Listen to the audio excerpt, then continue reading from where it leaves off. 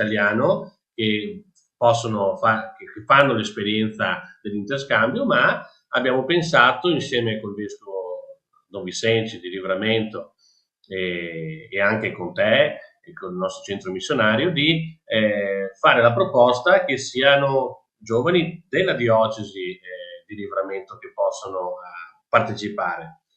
Per noi in Italia sembra una cosa normale, ma dobbiamo sempre ricordarci che la dimensione diocesana qui in Brasile è un territorio enorme rispetto al nostro, quindi mettere insieme giovani da parti diverse della diocesi non è un'esperienza, non è una realtà così facile da realizzare.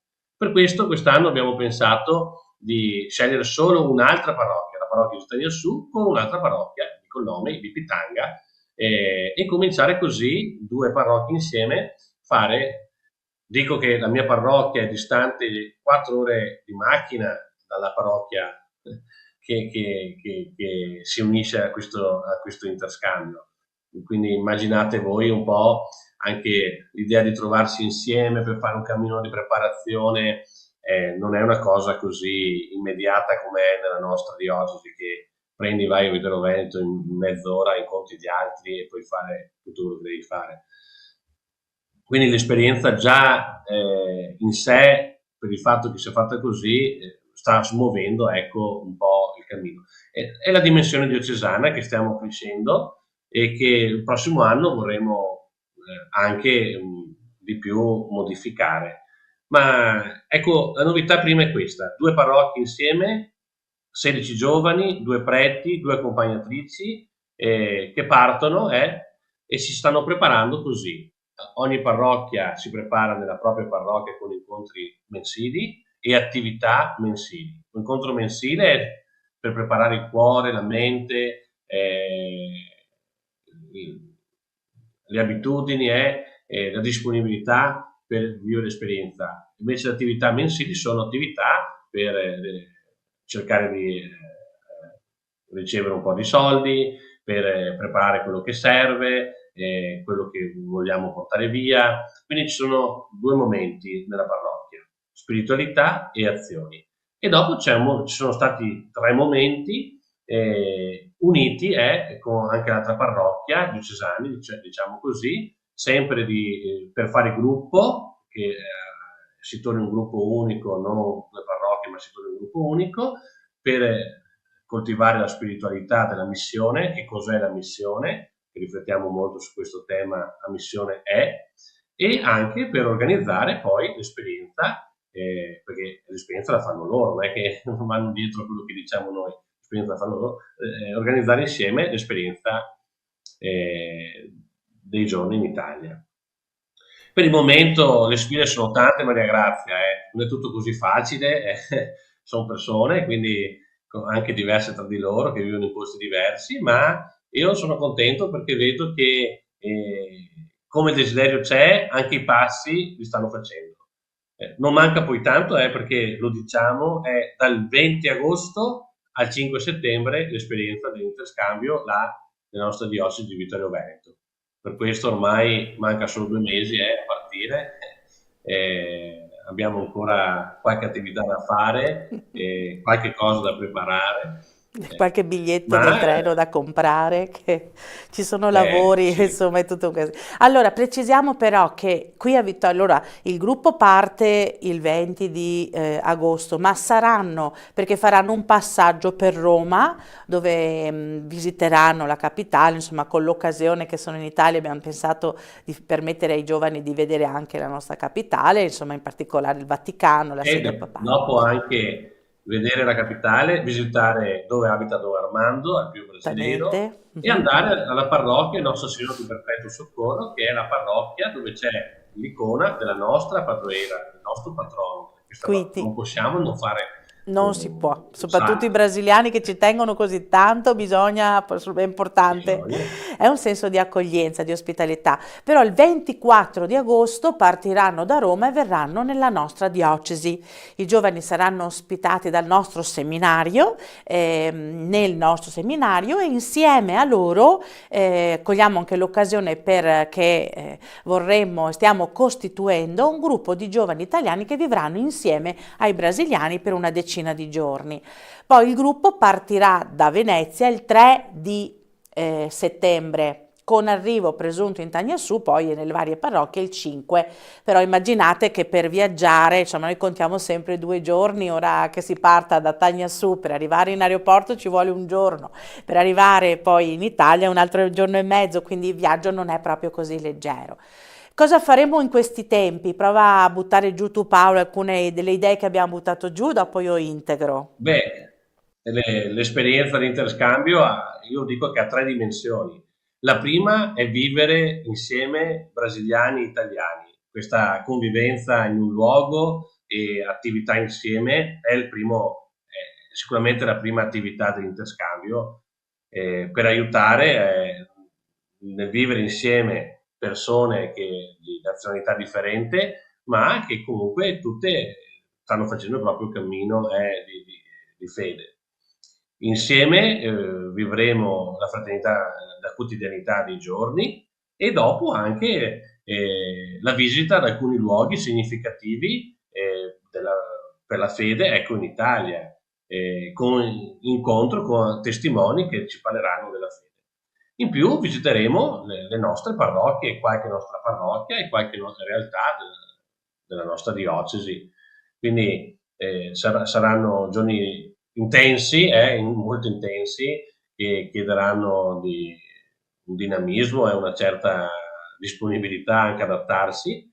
Così, direi, riassumendo, vivere insieme, visitare luoghi significativi, Venezia, Padova, luoghi dove ci sono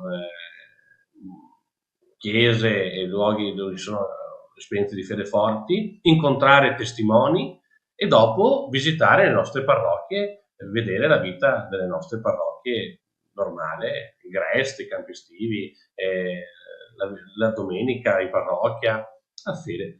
E non mancherà anche l'incontro con la comunità brasiliana presente nella nostra diocesi.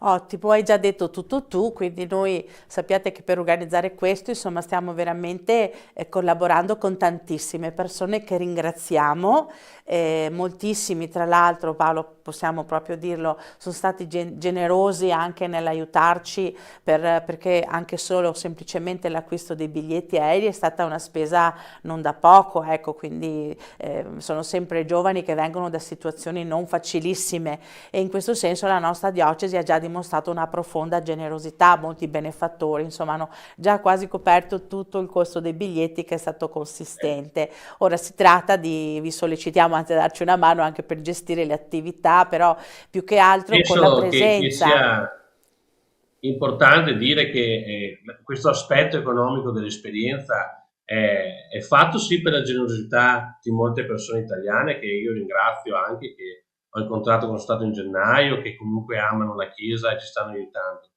ma è fatta anche dalla scelta delle persone qui in Brasile, perché ogni partecipante, secondo le proprie capacità, chiaro sono diverse le capacità di un brasiliano rispetto alle nostre, ma secondo le proprie capacità mette un proprio contributo. E anche le parrocchie di Tagnassù e Bipitanga mettono un contributo per aiutare. Non è che sì, certo che la proporzione è diversa, però si manifesta anche nella scelta economica della parrocchia e del singolo il desiderio di vivere questa esperienza, che non è solo ricevuta così senza impegno, ma ha un impegno personale e anche comunitario, quindi senza ombra di dubbio il nostro grazie a tutti gli italiani e alla Chiesa italiana che ci aiuta, ma dico anche che cerchiamo anche noi di fare la nostra parte e stiamo Assolutamente. facendo. No, hai fatto bene a precisarlo perché l'abbiamo proprio voluta questa cosa come segno anche di assunzione di responsabilità, perché noi non abbiamo mai voluto pensare di organizzare un viaggio turistico, ma un'esperienza di scambio fra chiese e questo va precisato e vorremmo precisarlo perché è proprio l'idea di poter creare momenti dove la nostra diocesi dialoga con questi giovani, quindi anche le visite alle parrocchie, che vorrà dire partecipare alla celebrazione eucaristica e poi fare un incontro, avrà questo respiro di dialogo, di comunicazione, di conoscenza reciproca, perché avviene sia attraverso questa trasmissione, però è importante l'incontro e noi cercheremo attraverso i testimoni che si sono comunque resi disponibili di portare questo messaggio. Tra l'altro qui con me c'è Federico della Tenda TV che si è reso disponibile, insomma, anche se mi sta facendo una faccia un po' strana, mi ha detto sì, ma cercheremo durante l'intercambio, no, l'abbiamo detto, dai, durante l'intercambio anche di mettere online alcune avventure con questo intento, non di far vedere grandi cose, ma di far conoscere le nostre realtà, quello che sta avvenendo. E questo secondo me è importante perché vorremmo che questo progetto lo sentiamo come un progetto di tutti, non è un progetto dell'ufficio missionario, di Don Paolo, di Sua Eccellenza, non è un progetto di persone, ma è un progetto di Chiesa e noi vorremmo davvero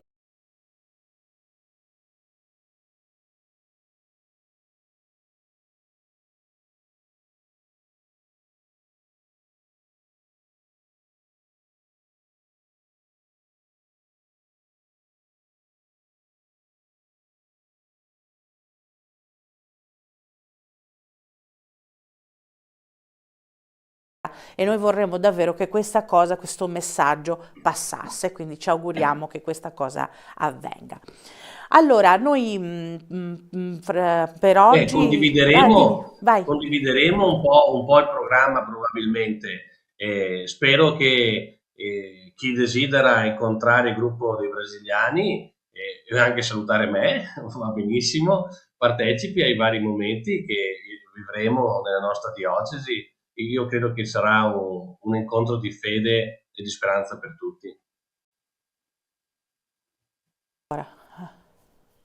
Volevo solo dire che a breve, entro metà giugno, comunicheremo a tutti il più possibile tutte le informazioni sulle date di dove saranno i giovani, dove pernotteranno, tutte diciamo, nozioni tecniche, perché abbiamo scelto delle parrocchie logistiche, non possiamo andare in tutte le parrocchie della diocesi, ma 4 parrocchie dove tutti potranno venire a incontrare i giovani, quindi state allerta per le informazioni che vi daremo.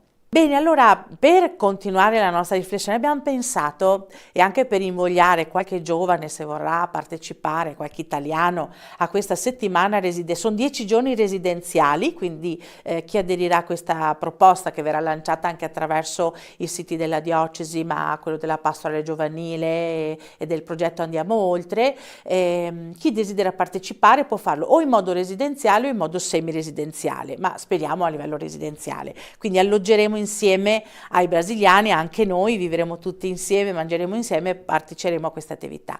Ma per raccontarvi meglio questa esperienza abbiamo trovato una ragazza che ha partecipato, Francesca Battistella, che ha partecipato all'intercambio del 2023. Lei non è mai stata in Brasile, se non per il fatto che è nata lì con la sua famiglia quando era piccola, è stata lì quando era molto piccola, ma veramente ha fatto parte del gruppo residenziale che ha accolto i brasiliani del 2023. Adesso lanciamo una intervista che le abbiamo fatto per sentire che esperienza ha passato e com'è stata.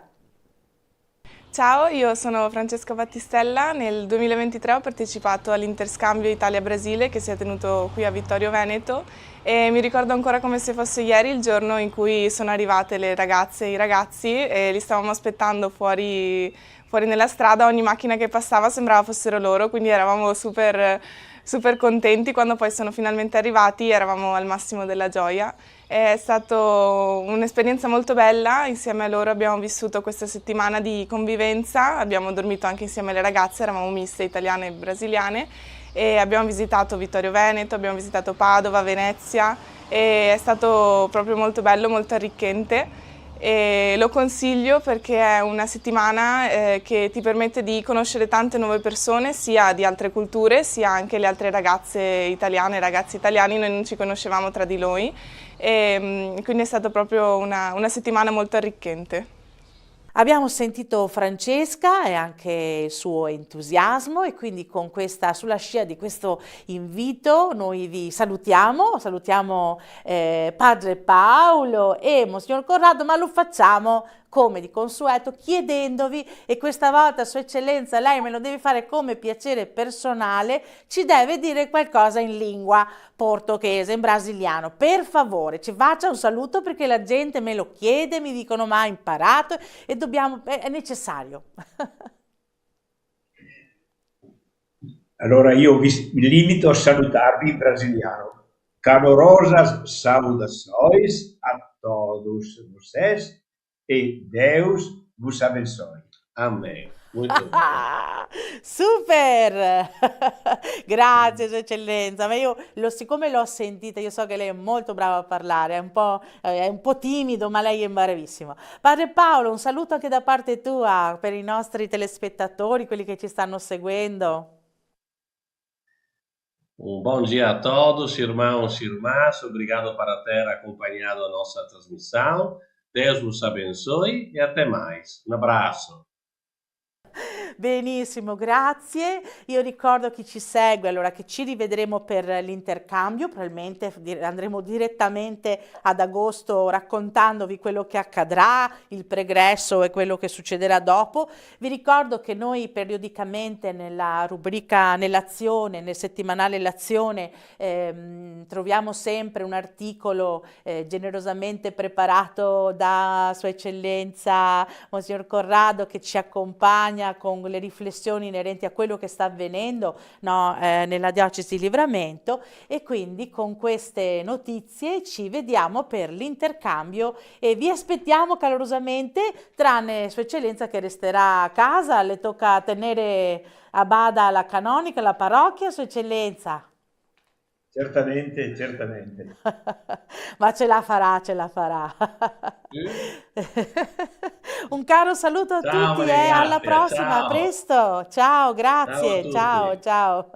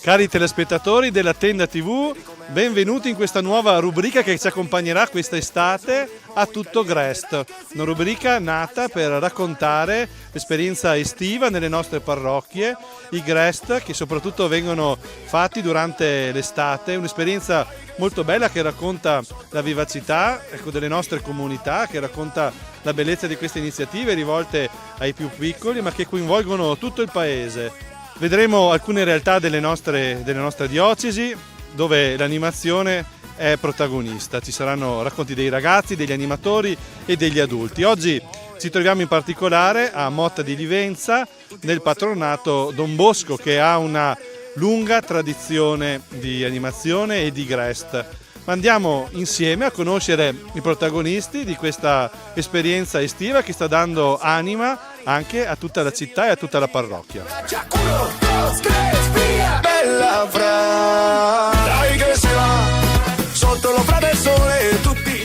Siamo qui con Don Claudio Sodigon, vicario parrocchiale di Motta di Livenza, di San Giovanni e di Villanova, Don Claudio, come sta andando il Grest qui a Motta di Livenza? Buongiorno a tutti intanto, l'esperienza sta andando molto bene, siamo all'ultima settimana di Grest su 3, è un'esperienza sicuramente molto significativa e anche particolarmente calda. Girando per la struttura abbiamo visto il vostro bellissimo patronato, tanti bambini, tanti animatori, tanti adulti. Come giudichi questa presenza e come è stato questo percorso di queste 3 settimane? Sicuramente una presenza significativa, stiamo parlando di 250 bambini, 80 animatori, una trentina di adulti che si rendono disponibili nei laboratori, 10 universitari che ci danno una mano. Ecco, si capisce che c'è voglia di stare insieme, di vivere relazioni e di vivere qualcosa di diverso rispetto al solito. Queste settimane sono state bene, sono state all'insegna di San Francesco nell'8° centenario dalla morte e questa figura di santità ci ha un po' accompagnato in questi giorni e io credo abbia affascinato anche i bambini, i ragazzi e i giovani, perché San Francesco è una figura significativa per il fatto della sua capacità di aver lasciato tutto per seguire il Signore. Questo credo parli anche a noi oggi ancora. E quindi è stata un'esperienza sicuramente molto, molto bella. San Francesco è una figura, un santo che parla a tutti e poi qui a Motta anche con la presenza del santuario dei frati sicuramente è una presenza che è significativa. Siamo qui con Norina, fa parte del direttivo del Grest di Motta di Livenza. Norina, chiediamo come sta andando intanto questa esperienza, questo Grest che si sta avviando verso la conclusione e come è stata anche la preparazione degli animatori a questa importante esperienza nella parrocchia. Sì, intanto è un'esperienza sempre bellissima che vede coinvolti tanti ragazzi della nostra comunità. Ci siamo avvalsi di Ora Giovane, educatori che sono venuti qua in 2 giornate a preparare i nostri animatori. Ci teniamo parecchio alla formazione, poi abbiamo avuto un incontro un po' più teorico con Don Mauro Pollesello che ci ha aiutato anche lui a fare un po' il focus su come deve essere l'animatore e che tipo di contributo può dare per la riuscita del Grest. Ci tengo a dire che è importante lavorare sulla formazione di questi ragazzi, è un bel momento anche per gli animatori. Si introducono bans nuovi, laboratori nuovi, ma credo che la cosa più importante sia per un ragazzo alla fine di queste 3 settimane come si è sentito accolto e come si è divertito e capito anche dagli animatori che gli hanno dedicato gratuitamente del tempo. Tanti bambini, tanti animatori, ma anche una bella presenza di adulti in questo Grest. E quanto è importante il loro aiuto, la loro presenza. Sì, gli adulti sono senz'altro una componente molto importante per il Grest, anche nel proprio lavorare con gli animatori durante i laboratori. Il loro impegno è all'incirca di 1 ora e mezza nella mattinata lunga del Grest, però si preparano già da gennaio con dei laboratori sempre nuovi, coinvolgenti, dove creatività e manualità vengono gestite anche nel risparmio dei materiali, nel riciclo e quindi educando anche i ragazzi ad essere creativi e soprattutto a metterci della loro in questi lavoretti che ogni settimana portano a casa. Norina, tanti anni di esperienza qui al Grest di Motta di Livenza, cosa ti porti a casa da ogni anno e da ogni Grest che hai fatto?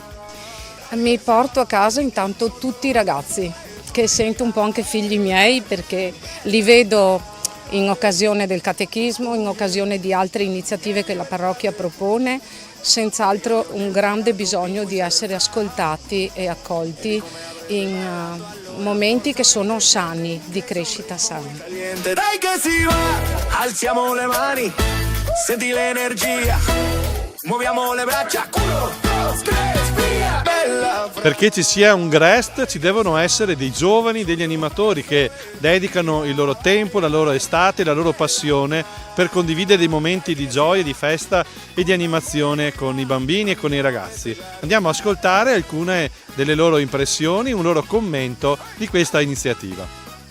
I vostri nomi? Matteo, Angelica, Andrea, Mattia.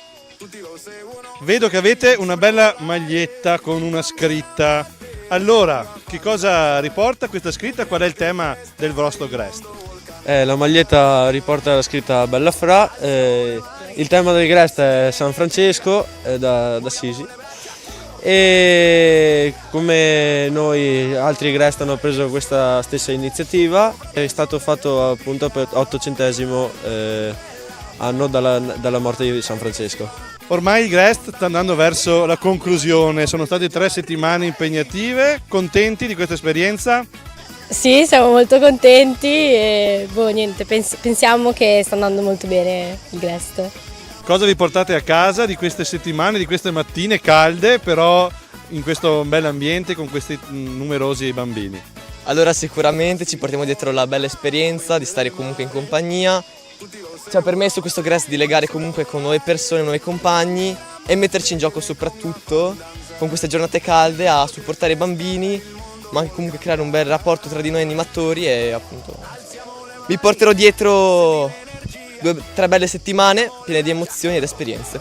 In questo Grest siete tanti animatori, com'è l'esperienza del lavorare insieme, del preparare insieme le attività e poi ne svolgerle durante le giornate di Grest? Allora, penso che la coordinazione tra noi animatori sia una delle cose fondamentali, ecco, però comunque anche l'amicizia che abbiamo tra di noi ci aiuta molto a programmare tutti quanti i giochi e a tenere i bambini anche. Mattia, quali sono i laboratori del Grest? Allora, per le elementari abbiamo laboratorio di lettura, l'album sensoriale di San Francesco, shopping bag, lanterna, portatovaglioli, ghirlanda fuori porta e acconciature. Mentre per i ragazzi delle medie abbiamo il laboratorio sportivo dove si fanno vari sport all'aperto, basket, pallavolo e calcio. Abbiamo il laboratorio di giochi da tavolo, braccialetti e infine pirografo. Come sta andando questo Grest, Mattia? Grest perfetto, a parte il sole che vabbè c'è sempre, ma quest'anno un po' più forte, i ragazzi tirano avanti, li vedo belli energetici, li vedo correre sempre in giro, a parte il caldo. Bella Fra, senti questa musica, come fa, è davvero unica, senti qua. Come ti chiami e quanti anni hai? Io mi chiamo Gioia, 8 anni. Gioia, sei al tuo primo Grest, ne hai fatti altri? No, questo è il mio terzo Grest. Ormai è il terzo Grest, quindi sei un'esperta, una veterana, ecco qui al Grest di Motta di Livenza. Che cosa ti piace di più del Grest? Mi piacciono le gite. E che gite avete fatto? Allora, la prima è stata al parco di Villanova Park, poi la seconda che siamo andati a Padova Land. Venerdì faremo la biciclettata. Hai trovato anche tanti amici? Ho trovato tanti amici, tipo la mia migliore amica Greta, Margherita, Mia. Secondo te, Gioia, gli animatori sono bravi? Sì, sono bravissimi. Ci accolgono, ci aiutano nei lavoretti, ci fanno giocare. Siamo qui con Filippo, Sebastiano, Sofia, Adele. Qual è il laboratorio più bello che hai fatto in queste settimane di Grest? Allora, di laboratori ce ne sono tanti, ma il mio preferito è stato la lanterna, quindi era bellissimo, dovevi colorare con la carta cristallina, poi dovevi unire i bacchetti e dopo il risultato finale la appiccicavi sotto casa. Sebastiano, qual è il gioco che ti è piaciuto di più in queste settimane di Grest? Allora, il gioco che mi è piaciuto di più del Grest è stato Rigori, perché mi piace giocare a calcio, sono anche abbastanza forte e basta. Mi è piaciuto pure anche Tris, che è Tris umano. Sofia, ogni volta quando inizia il Grest siete in teatro per una scenetta e per delle canzoni dei Buns. Ti è piaciuto questo momento? Ci racconti qualcosa? Sì, è stato bellissimo perché le scenette le fanno benissime con tanti personaggi e mettono anche le luci ed è bellissimo. Anche i balletti li fanno bene con la musica. Adele, qui al Grest hai trovato degli amici, ti sei divertita? Sì, mi sono divertita tanto, ho trovato anche dei bambini che non conoscevo, ma anche tanti amici e ci siamo divertiti un mondo, soprattutto quando siamo andati in gita. Danza, danza, danza, lo da sognare, non ti Siamo qui in compagnia con Monsignor Marco Dalmagro, parroco della parrocchia di Motta di Livenza, ormai volto noto della Tenda TV, ritornato da poco qui in Italia, è diventato subito parroco di questa grande e bella parrocchia della nostra diocesi. Don Marco, il GRES sta animando la parrocchia e il paese in questi giorni. Quanto è importante questa iniziativa? Quanto è importante un GRES in una comunità parrocchiale? Sicuramente è importantissimo. A me, chi mi conosce sa bene che il GRES è sempre piaciuto, però sicuramente ha anche un valore molto importante dal punto di vista pastorale. Ecco, avere tanti bambini che sono qui in patronato, in questo bel luogo, e vivono un'esperienza bella, simpatica, allegra e anche di fede, è sicuramente una cosa buona.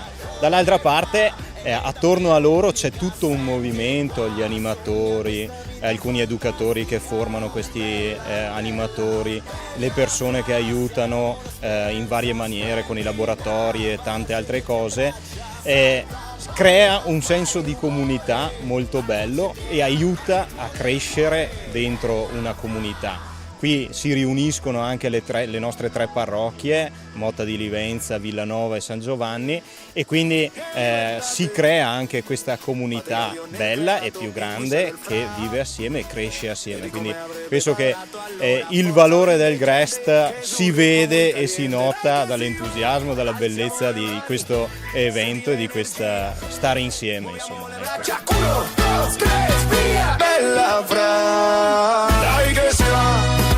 Siamo in chiusura di questa prima puntata di A Tutto GREST, questo racconto delle attività estive nelle nostre parrocchie. Siamo qui ancora con Don Claudio, che ora è appunto cappellano, vicario parrocchiale qui a Motta, ma in prospettiva diventerà responsabile della pastorale giovanile della nostra diocesi. In chiusura, Don Claudio, anche di fronte a questo passaggio che sicuramente è impegnativo, ecco, come ti senti, come lo stai vivendo?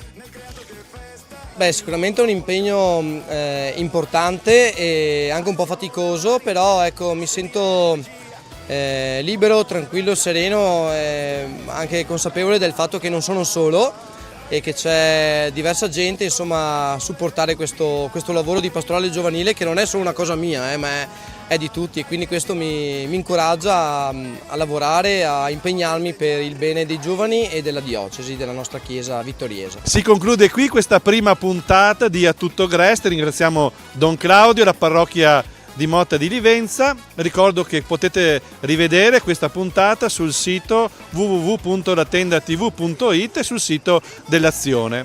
Buona giornata a tutti. Un bel saluto agli spettatori della Tenda TV.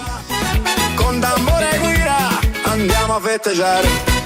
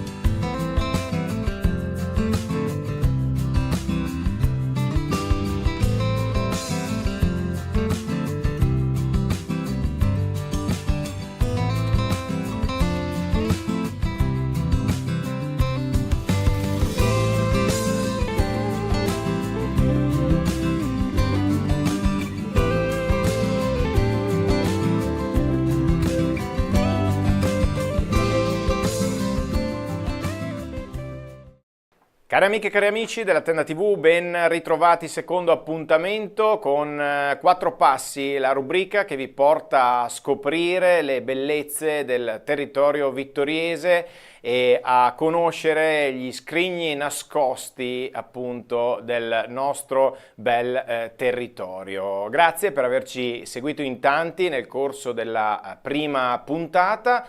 E oggi il nostro percorso continua. Do sempre il benvenuto a Silvia Bevilacqua, che è qui in studio con noi. Grazie, ben trovata. Grazie. Dove andremo oggi? Oggi vi portiamo a Manzana, alla scoperta della chiesa di San Giorgio. Questo è il titolo di una cartina, che adesso vi mostro, che è un bel disegno acquarellato della chiesa e del territorio appunto di Manzana, siamo vicini a Formeniga, e qui in questa cartina voi potrete trovare alcune fotografie. Inquadrando queste fotografie, come chi ci ha già seguito ha sentito per la chiesa di San Marco di Revine, partono dei video che raccontano proprio questa chiesa e la sua storia, la storia del contesto. È un progetto che è come dire, la tappa finale di un percorso di valorizzazione legato al PNRR. In questo caso si tratta di un progetto di rigenerazione di piccoli siti culturali, patrimonio culturale, religioso e rurale. Quindi questo è proprio un piccolo sito culturale, un patrimonio culturale che ha valore sia religioso che rurale. Ecco, allora spieghiamo appunto, perché in tanti ce l'avete chiesto in questi giorni, come funziona questa cosa delle cartine. Allora voi potrete trovare appunto in parrocchia, in alcuni luoghi, queste cartine che sono delle cartine cartacee, è quella che ha Silvia in mano in questo momento. E poi col vostro cellulare andate ad inquadrare le foto che sono presenti all'interno di questa cartina e vi si aprono dei piccoli spezzoni di video in cui ci sarà sempre Silvia che vi racconterà alcuni aspetti, alcuni dettagli specifici di alcuni argomenti riguardanti in questo caso la chiesa di San Giorgio. Ecco, quindi questa è la modalità. Dopodiché per voi telespettatori della Tenda TV, così in anteprima, comodamente sul vostro divano, tra qualche istante potrete vedere il documentario completo con il racconto della chiesa di San Giorgio. Ci diceva che ci troviamo nella zona di Formeniga. Anche qui sfido i vittoriesi, chissà quanti vittoriesi erano a conoscenza di questa piccola chiesetta, quali sono le sue caratteristiche, che cosa vedremo tra poco nel video. Allora, nel video sono montati appunto gli 8 video che compongono la presentazione di questa chiesa. Allora, innanzitutto si parla del contesto, ma dal punto di vista storico, quindi questa chiesa dedicata a un santo molto antico, San Giorgio, è un cosiddetto megalomartire, nel senso che la sua devozione è condivisa sia dal mondo cattolico, ortodosso, e anche ha delle narrazioni e una presenza anche nel mondo islamico. Un santo molto antico. Bene, quando noi troviamo dei santi molto antichi, dobbiamo sempre chiederci se questo si accompagna anche alla fondazione dell'edificio, quindi l'antichità del nome corrisponde all'antichità del sito. Questo aspetto in questo caso è assolutamente certo. Siamo in presenza di una chiesa sicuramente antecedente all'anno 1000 e questo viene documentato dalla tessitura muraria, dalla posizione, ma soprattutto questo fa parte di una sorta, la chiamerei costellazione, di siti che ricordano santi molto antichi. Dobbiamo ricordare che, come lo vedrete poi meglio spiegato nel video, adesso sarò molto veloce, quando cade l'impero romano cade anche la frequentazione delle grandi strade romane che avevano caratterizzato proprio la vita dell'impero romano, no? E la viabilità si sposta in altri luoghi, quindi in luoghi più rialzati, strade più incerte, strade meno sicure per certi aspetti, per la viabilità, però danno altre sicurezze. Lungo queste strade, che sono le strade sui crinali delle colline, sulla pedemontana, noi troviamo uno dopo l'altro santi davvero molto antichi.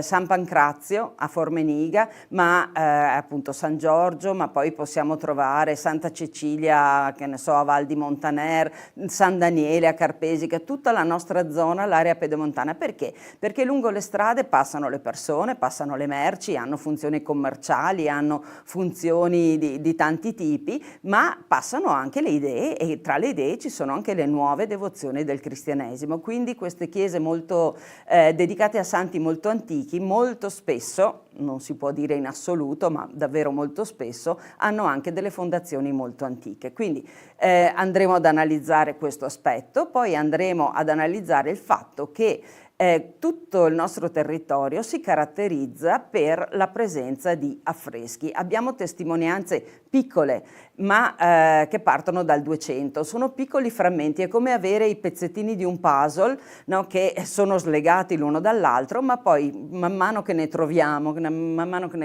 altri, cominciano a darci un'idea, a comporre un disegno. Quindi affreschi che sono, in questa chiesa troviamo affreschi che sono del 200, poi sovrapposti quelli del 300 e poi sovrapposti quelli della metà del 400. Ma non è una cosa unica della chiesa di San Giorgio di Manzana, questo lo troviamo in tutto il territorio.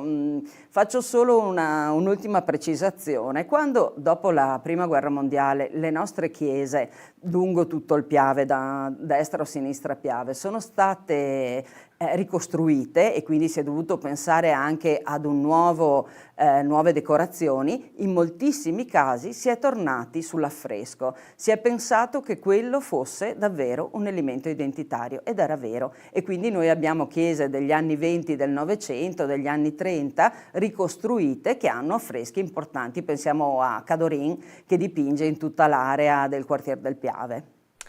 Ecco, quindi possiamo dire, partiremo da Formeniga, faremo un po' un inquadramento generale di quello che è il contesto, per poi passare alla visione e alla visita, proprio entreremo fisicamente in questa piccola chiesetta, e poi Silvia andrà nel dettaglio a raccontarci appunto questi cicli di affreschi che sono presenti all'interno di questa chiesa. Anche in questo caso chi dobbiamo ringraziare per la realizzazione di questi video?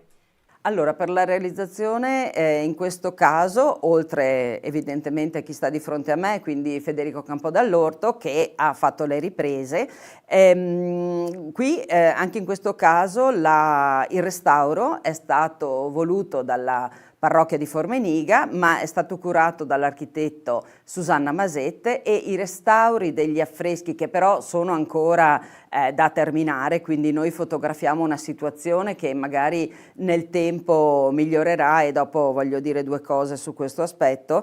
Gli interventi sono opera di Emanuela Ruggio. In questo caso si è anche riscoperto proprio la struttura come era in origine, la stilatura delle pietre, ma anche la presenza di una panca, no? Che girava tutto attorno alla chiesa, quindi non c'erano i banchi, ma hanno trovato la testimonianza di questo sistema davvero molto antico.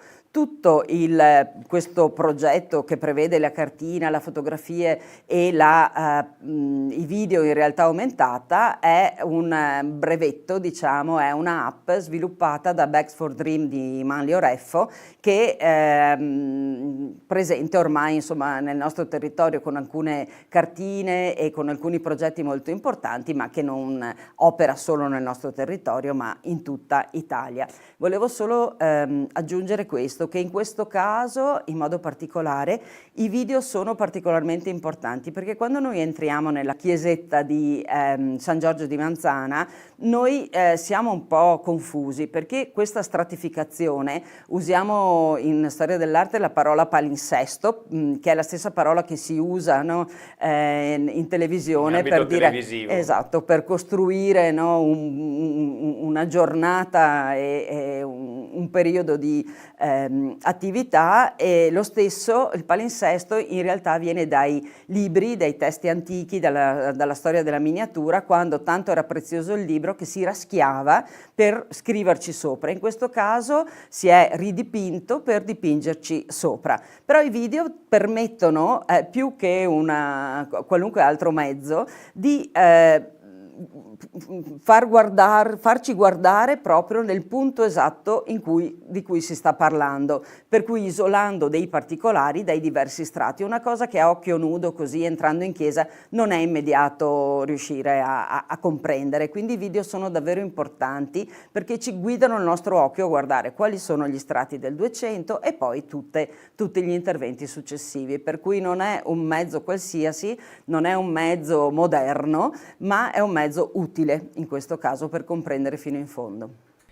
Grazie Silvia per questa introduzione, per questa anteprima, e quindi noi vi portiamo a fare 4 passi nella chiesa di San Giorgio a Formeniga.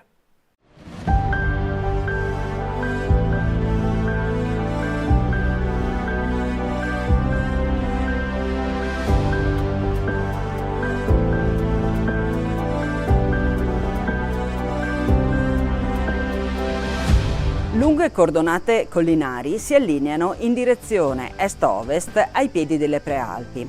Sono rilievi Ogdek, geologicamente già abbastanza rari, ma qui sono resi unici dalla caparbietà degli agricoltori che nei secoli hanno trovato le tecniche agricole adatte alla coltivazione della vite. Oggi queste colline sono famose per il paesaggio creato dalla produzione del prosecco. Nel territorio che circonda Conegliano e Vittorio Veneto troviamo altre dorsali. Queste si dispongono in direzione nord-sud e digradano lentamente verso la pianura. Il momento in cui questo territorio, che è stato abitato fin dall'antichità, trova una sua unità, trova una sua caratterizzazione, è intorno all'anno 1000. In questo periodo si sviluppa una nuova viabilità, nascono dei piccoli borghi che si radunano intorno ad una chiesa o ad un segno del sacro. Questi segni del sacro, ampliati, modificati, sono ancora presenti in questo territorio, caratterizzano sia le dorsali sia i fianchi meridionali delle prealpi. Hanno dedicazioni che ricordano i primi santi del cristianesimo: Giorgio, Daniele, Mamante, Pancrazio, Cecilia, Vito e Modesto, Gervasio e Protasio. Sono davvero i santi antichi del cristianesimo. La loro presenza non è casuale. Se collegassimo i nomi di queste chiese tra loro troveremmo dei tratti di viabilità molto antica. Con la caduta dell'impero romano, siamo alla fine del V secolo, decadono anche quei valori, quegli elementi identitari dell'impero. Innanzitutto la presenza militare, ma poi tra tutte la manutenzione delle strade che via via vengono abbandonate. Proprio le strade, anche quelle che si dipartivano dalla Postumia, la grande arteria che collegava Aquileia con Genova, perdono la loro importanza. Quello che succede è qualcosa di particolare, si sviluppa una nuova viabilità, l'uomo ha comunque necessità di spostarsi, è una viabilità che non percorre più le grandi pianure, ma si sposta sui crinali delle colline. E su queste nuove strade passano nuovi eserciti, passano le merci, passano le persone e con loro le idee, e tra queste idee anche le nuove devozioni del cristianesimo.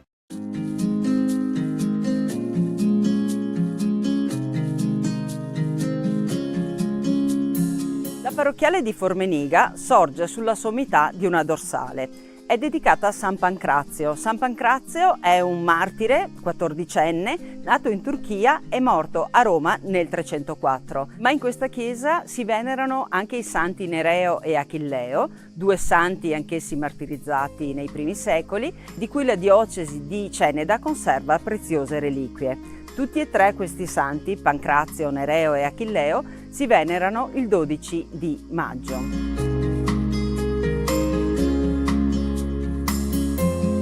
Una chiesa a Formeniga è documentata dalla metà del 300, ma la sua origine è sicuramente molto più antica. L'edificio si presenta oggi in solide forme ottocentesche. Venne eretto infatti dopo il terremoto del 1873 che molta distruzione ha portato nel territorio. La chiesa poi venne consacrata nel 1927.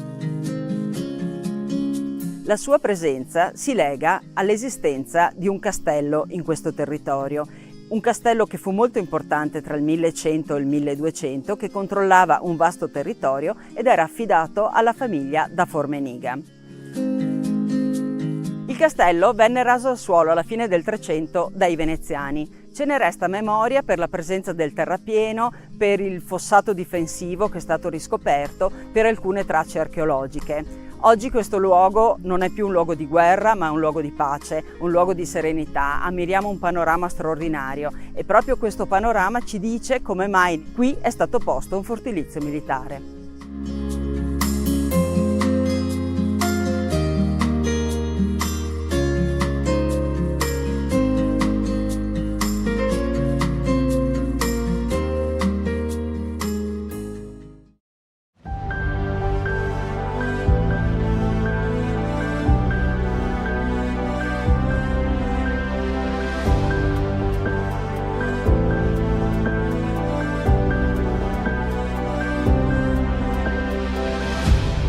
documento che attesta l'esistenza di questa chiesa di Manzana risale al 1345. La chiesa sorge sul territorio dell'antica pieve di San Pietro di Feletto, che però è attestata nel 1124, e risulta dipendente dalla chiesa di San Pancrazio di Formeniga, che sorge poco lontano. Sono i ritrovamenti archeologici, l'osservazione della tessitura muraria e la presenza degli affreschi che in realtà riescono a farci datare la chiesa poco dopo l'anno 1000. Nel 1100 viene sopraelevata e l'osservazione della cesura della tessitura muraria ci mostra che l'abside è stato aggiunto intorno al 1200. Al 1200 si data anche il bel campanile in solide forme romaniche. Si caratterizza per le bifore presenti sulla cella, che sono realizzate da una colonnina che poggia su un capitello a stampella, un elemento molto raro.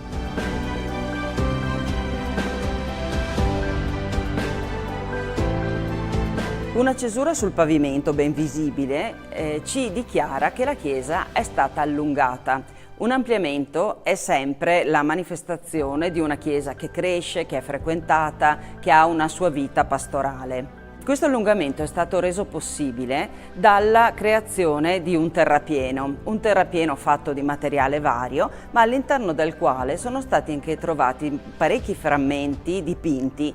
Sono la testimonianza del fatto che probabilmente la facciata era dipinta, è stata demolita e questi elementi sono stati utilizzati per formare il terrapieno.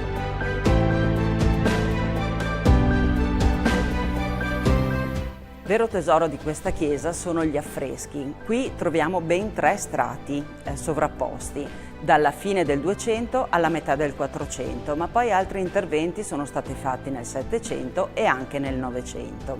Ad un certo punto della storia gli affreschi sono stati ricoperti. Quale ne sia stata la ragione, la necessità, non lo sappiamo, cambiamento del gusto o forse le pestilenze. Fatto sta che per secoli poi questi affreschi non sono stati visibili. Bisogna aspettare il 1982, quando questi affreschi vengono pian piano scoperti. Da quel punto in poi la chiesa viene studiata, viene apprezzata e ancora adesso sono in atto dei lavori per renderla fruibile e soprattutto per renderla più conosciuta al grande pubblico. Nel 1982 si toglie l'altare che era collocato nell'abside e lo si porta nella chiesa di Formeniga. Vengono tolti gli intonaci ammalorati e si scoprono gli affreschi. Da quel momento il percorso di studio intorno a questa chiesa diventa sempre più importante. Si scopre, ad esempio, che la chiesa non è mai stata intonacata, se non in corrispondenza delle immagini affrescate o dipinte o delle croci di consacrazione. Le murature interne sono faccia a vista e ogni pietra è stata stilata, cioè è stata contornata con uno stilo per creare un motivo geometrico. Nel corso del Novecento sono stati qui collocati i banchi per una maggiore comodità dei fedeli che partecipavano alle messe in questo luogo, ma in origine dobbiamo ricordare che questa chiesa era dotata probabilmente di una panca perimetrale, secondo un modello di chiese diffuso, testimoniato ancora in area friulana. Oggi questa chiesa è stata restaurata, vuole essere valorizzata, vuole diventare un elemento imprescindibile della bellezza di questo paesaggio, fatto di colline, di vigneti, ma anche di questi luoghi di culto molto antichi.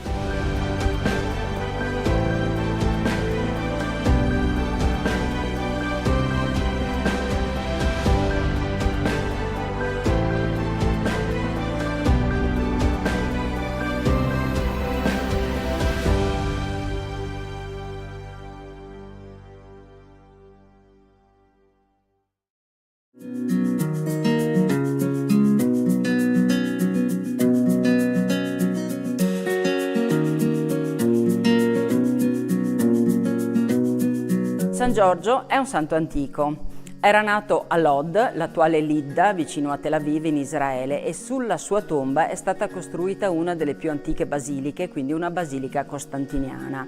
Reliquie preziose del suo corpo sono presenti a Roma nella chiesa di San Giorgio al Velabro. San Giorgio, il cui nome significa agricoltore o forse ancor meglio apicoltore, È nato nel 289 ed è stato martirizzato nel 304, all'epoca dell'imperatore Diocleziano, questo imperatore illirico che ricordiamo per le sue persecuzioni molto crudeli. San Giorgio è un santo militare e la sua narrazione è molto antica, risale al 496 e questo già è un'indicazione dell'importanza di questo santo. È un cosiddetto megalomartire, cioè un santo che è riconosciuto sia dalla Chiesa d'Occidente che da quella d'Oriente e anche ha una narrazione, una trattazione anche nel mondo islamico. A lui sono dedicate tantissime chiese anche in questo territorio. È un santo straordinario della tradizione cristiana. Straordinario perché sono incredibili le sue azioni in vita, le fasi del martirio e anche i miracoli dopo la morte. San Giorgio è simbolo di Cristo, che sconfigge il male e sconfigge la morte. Rappresenta anche in modo molto concreto il versetto 13 del Salmo 91 che dice: sconfiggerai leoni e draghi.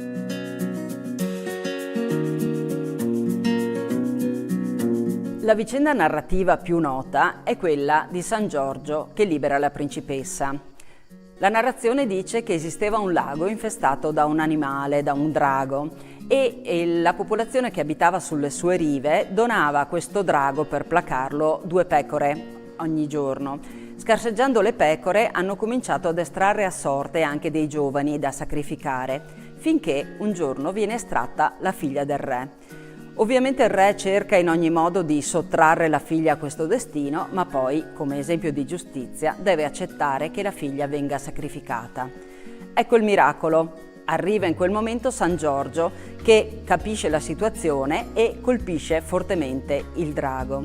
Chiede però alla popolazione di quel paese di convertirsi e dopo che tutto il popolo si è battezzato, solo allora San Giorgio uccide il drago. L'idea del cavaliere coraggioso che sconfigge il male è molto antica, ricorrente e fondante nelle civiltà del Mediterraneo e del vicino Oriente. Noi abbiamo testimonianza di Horus che sconfigge Set in forma di coccodrillo, poi Salomone a cavallo sconfigge i demoni.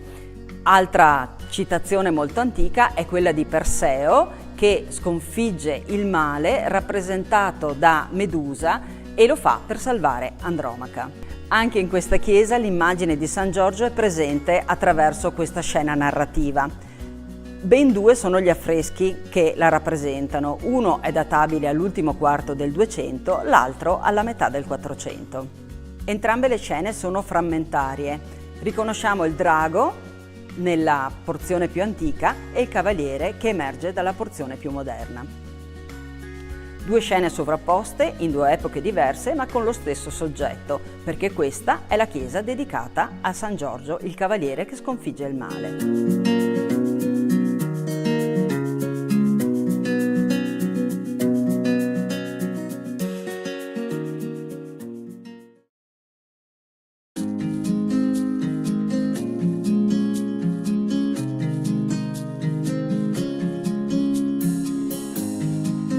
Come spesso accade in questi contesti, sono gli affreschi più antichi quelli che destano maggiore meraviglia.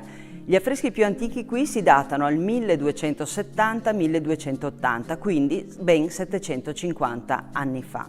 In quel momento un artista dipinge nell'abside, nell'arcone del presbiterio e anche nella parete sinistra dell'aula. Qui realizza un'immagine di San Giorgio, poi un'immagine di San Michele che pesa le anime e alcune figure di santi. A destra dell'arcone dell'abside questo artista dipinge un San Michele che pesa le anime, una psicostasia. Quindi abbiamo l'immagine, il volto di San Michele, la mano destra tiene una lunga lancia, mentre la sinistra tiene in mano la bilancia. All'interno dell'abside troviamo alcune figure. La prima che notiamo è l'immagine di una santa. Il volto è quasi scomparso, ma riconosciamo i tratti del suo abito. Innanzitutto ha uno scollo molto importante, stretto, ornato di pelliccia, e questo essere un collo stretto ci dice che quest'opera è stata realizzata prima della rivoluzione della moda di inizio 300, quando poi notiamo sempre gli scolli molto larghi che vanno quasi da spalla a spalla. Interessantissimo è l'abito, i suoi colori, ma soprattutto il fatto che è foderato di pelliccia di vaio, cioè il pelame dell'ermellino con le sue codine nere, che dava un senso di assoluta eleganza a quest'opera e alla figura della santa. Un abito aperto, una guarnacca, quindi un abito che non permette di fare dei lavori manuali. Questo indica lo status sociale di questa santa. All'ingresso dell'arcone noi troviamo un'altra figura, anche questa è frammentaria, però notiamo la mano che stringe qualcosa che sta oscillando. Evidentemente questo è un santo che ha in mano un turibolo per incensare. Notiamo i colori della veste, che sono bruni e rossi e con le bordure gialle. Questa veste molto preziosa e molto abbondante è foderata anch'essa di ermellino. Anche